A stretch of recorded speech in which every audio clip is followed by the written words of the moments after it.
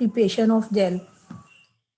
और उसमें हमने जेल कैसे प्रिपेयर की थी, जेल जो हम पॉलीएक्रिलामाइड जेल यूज़ करते हैं इलेक्ट्रोफोरेसिस में, वो हम कैसे करते हैं, बाय फ्री रेडिकल पॉलीमराइजेशन, यानी रेडिकल्स होते हैं और उसको हम पॉलीमराइज कर लेते हैं, यानी एक एक्रिलामाइड दूसरे एक्रिलामाइड मॉलिक्यूल के साथ अटैच हो जाता है। और उसके लिए जो हम क्रॉस लिंकिंग एजेंट यूज करते हैं, that is N N methylene bisacrylamide. और इसके दो मेथड से जो हमने पढ़े हैं कि एक केमिकल पॉलीमराइजेशन होता है जिसमें पॉलीएक्रिलामाइड जेल प्रिपेयर होती है, और जो सेकंड वन था वो था फोटोकेमिकल पॉलीमराइजेशन मेथड।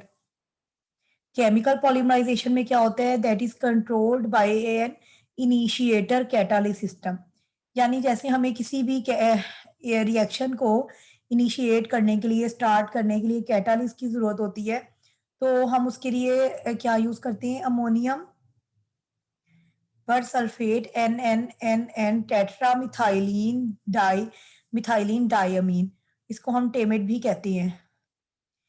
तो इसमें हमें ये दो तीन चीजें रिक्वायर होती हैं, एक तो एक तो एक्रिलामाइड, उसके अलावा क्रॉस लिंकिंग एजेंट, और उसके अलावा इनिशिएटर कैटालिस्ट। और in case of photochemical polymerisation, इसके लिए इनिशिएशन कैटालिस्ट क्या है, इनिशिएट करने के लिए रिएक्शन हमें क्या चाहिए होते हैं, क्योंकि हम फोटोकेमिकल की बात कर रहे हैं, एक तो इन दी प्रेजेंस ऑफ लाइट। अब हमने देखना है कि कौन सी लाइट की प्रेजेंस में, यानी कौन सी रेंज आती है। तो जो हम रेंज यूज करते हैं फोटोकेमिकल पॉलीमराइजेशन में, that is ultra violet radiation, that is ultra violet radiation. और राइबोफ्लेविन को हम यूज करते हैं in the presence of ultra violet radiation. तो उसमें हम क्या कर सकते हैं, we can synthesise the gel. अब हम देखते हैं कि अच्छा, हमने पॉलीमराइजेशन में क्या है कि हम उसको क्रॉस लिंकिंग को ज़्यादा भी कर सकते हैं और कम भी कर सकते हैं।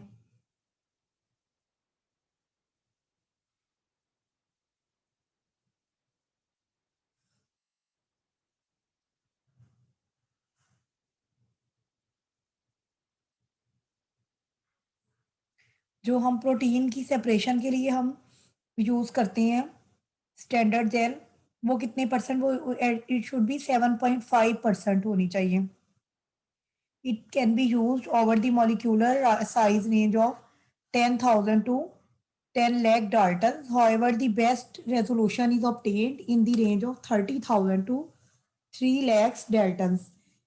यानी जो हमारे हम सिंथेसाइज कर सकते हैं, हम पॉलीमराइजेशन की जो हमारी एबिलिटी है, we can synthesise the polymers of acrylamide in the range of 10,000 to 10 lakh Daltons, यानी हम इतना इजीली सिंथेसाइज कर सकते हैं।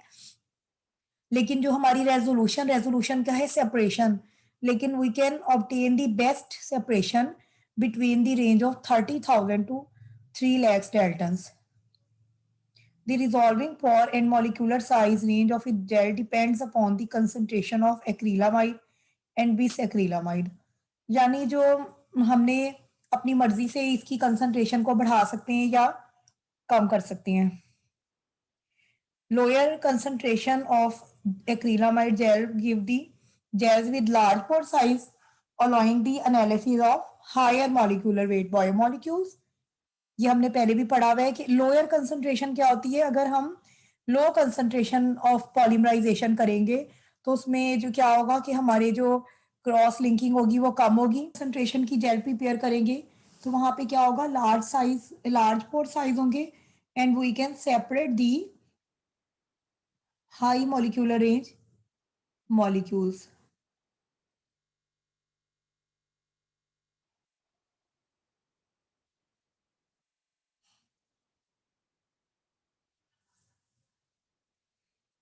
और अगर इन कंट्रास्ट के, अगर इसके ऑपोजिट के, अगर high concentration of acrylamide gel हम यूज करेंगे तो हमारे पोर साइज कम हो जाएंगे, और इस तरह हम लोअर मॉलिक्यूल्स का भी एनालिसिस कर सकती हैं। ठीक है, ये हमने पहले भी पढ़ा हुआ है। अब पॉलीएक्रिलामाइड जेल इलेक्ट्रोफोरेसिस क्या होती है, ये कैसे होती है, it can be either of two instrumental arrangements. इसकी दो तरह से पॉसिबिलिटी है, एक तो हम कॉलम में इसको कर सकते हैं या स्लैब। कॉलम क्या है in vertical position and slab क्या है हॉरिजॉन्टल पोजीशन। मतलब we can analyse we can do the electrophoresis by using the column और slab electrophoresis. Column gels are used rarely today. They have do historical significance and they are important for this। मतलब column electrophoresis पहले use होती थी, slab भी use होती है।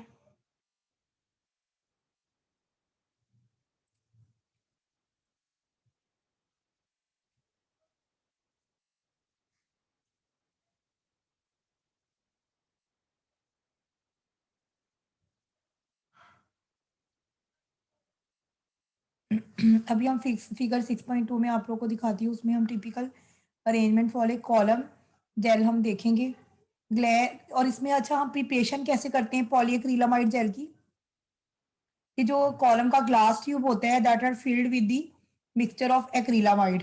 अब हमने क्या किया, एक्रिलामाइड उसमें डाल दिया। एन एन मिथाइलिन बिसक्रिलामाइड क्या था, क्रॉस लिंकिंग एजेंट, वो हमने ऐड कर दिया। बफर ऐड कर दिया and free radical initiator catalyst क्या था, टेमेड था, उसको हमने ऐड कर दिया। N N N tetramethylene diamine. यानी अब हम ये तीनों चीजें जब ऐड कर देती है, हमने क्या किया, एक ग्लास ट्यूब ली और उसके अंदर हमने तीनों चीजें ऐड कर दी। Cross linking agent, initiator catalyst, acrylamide और साथ बफर ऐड कर दिया। तो क्या होगा वहां पे, खुद ही पॉलीमराइजेशन का प्रोसेस इनिशिएट हो जाएगा। इसको हमने छोड़ देना है, फिर it would take 30 to 40 minutes. यानी जो polymerisation will occurs in 30 to 40 minutes. ये हमने सारी चीज़ों का मिक्सचर हमने ग्लास ट्यूब के अंदर रख दी है। अब वो क्या होगा, वहां पे उसकी पॉलीमराइजेशन स्टार्ट हो जाएगी। The gel column is inserted between the two separate buffer reservoir। अब हम इसको क्या करेंगे कि हमने जो कॉलम है वो हम दो अलग अलग बफर रिजर्वायर के अंदर फिल करेंगे। ये मैं आप लोगों को दिखाती हूँ, ये देखिए, ये क्या है, ये कॉलम अरेंजमेंट है। ये फिगर 6.2, ये column gel for polyacrylamide gel electrophoresis. ये ग्लास ट्यूब है, ये ग्लास ट्यूब है, ये ग्लास ट्यूब ली, इसके अंदर हमने acrylamide, initiator catalyst, cross linking agent और बफर ऐड करके इसको छोड़ दिया हमने 30 to 40 मिनट्स के लिए फॉर दी पॉलीमराइजेशन। अब यहाँ पे क्या हो गया है, पॉलीमराइजेशन स्टार्ट हो गई है। उसके बाद हम क्या करेंगे, we will place this gel tube glass tube between, मतलब two buffer reservoir, upper buffer reservoir और लोअर बफर रिजर्वायर। अब क्या होगा, जो अपर वाला है हमने यहाँ तीसरी एक हमने यहाँ पे स्टेशनरी फेज है जो जेल की है उसको हमने प्रिपेयर कर लिया है। उसके अलावा हमने यहाँ क्या करने, इलेक्ट्रिक सप्लाई हमने देने हैं। इलेक्ट्रिक सप्लाई हम कैसे देते हैं, by connecting to the positive and negative terminals. अब हमने यहाँ बफर जो रिजर्वायर है उसमें हमने जो टॉप वाला है उसको हमने नेगेटिव टर्मिनल के साथ अटैच किया, that will act as cathode.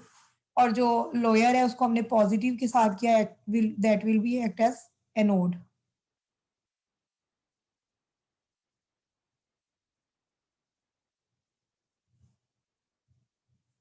अब ये देखिए, the gel column is inserted between two buffer reservoir। The upper reservoir usually contain the cathode जो हमने देखा है, and the lower anode। अब क्या होता है, gel electrophoresis is usually carried out at basic pH where most biological polymers are anionic। अब क्या होता है कि हम जो जेल इलेक्ट्रोफोरेसिस है उसका जो हम सैंपल है उसको हम ज़्यादा मोस्टली क्या कर लेते हैं, हम बेसिक पीएच पे इसको हम काम करते हैं। तो क्या हो जाता है, वहाँ पे जो सैंपल है हमारे वो एनाइनिक हो जाते हैं। एनाइनिक होने का क्या फ़ायदा होगा, अगर वो नेगेटिवली चार्ज होंगे तो वो नीचे की तरफ पॉजिटिव की तरफ खुद ब खुद मूव हो जाएंगे। They will move downward toward the anode. ये देखें, अगर हम अपने सैंपल को बेसिक बना देंगे that will carry the negative charge. अगर हमारा सैंपल हमने यहाँ पे प्लेस किया है और उसके ऊपर नेगेटिव चार्ज है तो वो क्या होगा, क्योंकि ऊपर भी नेगेटिव चार्ज है, ये नेगेटिव चार्ज यहाँ बफर रिजर्व आई में ये इसको रिपेल करेगा और ये नीचे की तरफ मूव करेगा और ये नीचे मूव करके क्या है, ये नीचे लोअर एंड की तरफ जाएगा पॉजिटिव टर्मिनल की तरफ। तो ये नीचे की तरफ क्या होगा, मूव होगा और ये it will be sample will be separated. अब क्योंकि हमने इसको सैंपल को बना ही नेगेटिव दिया है, इसलिए ये नीचे की तरफ ही मूव करेगा और sample can be easily separated out.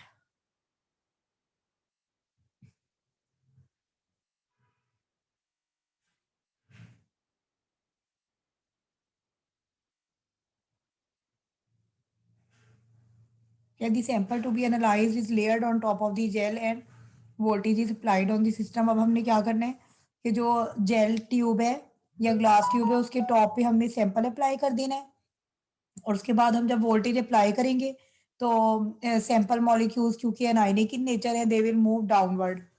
DNA and many proteins are colorless and so a reagent dye must be added to monitor the rate of electrophoresis।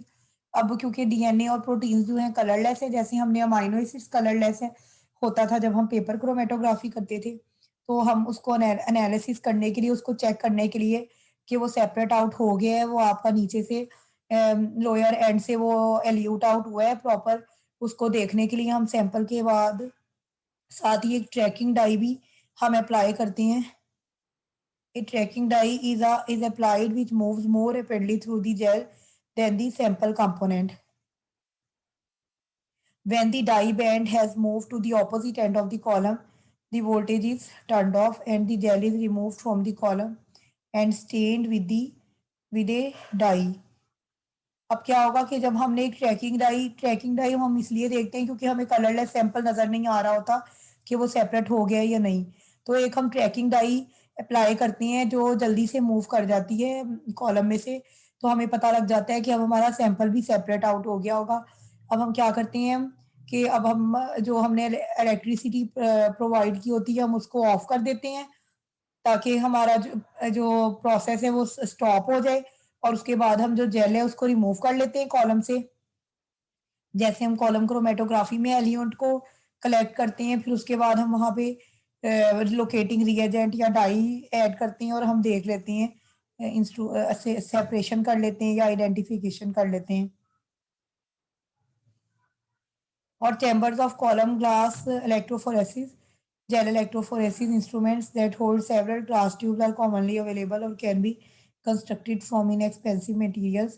अब ये हमारा नाउअडेज हमें ये भी पॉसिबिलिटी है कि हम एक साथ हमारे पास ज़्यादा कॉलम भी प्रेजेंट हो सकती हैं, तो हम एक ही इंस्ट्रूमेंट में काफ़ी सारे कॉलम्स को इकट्ठे यूज़ कर सकती हैं।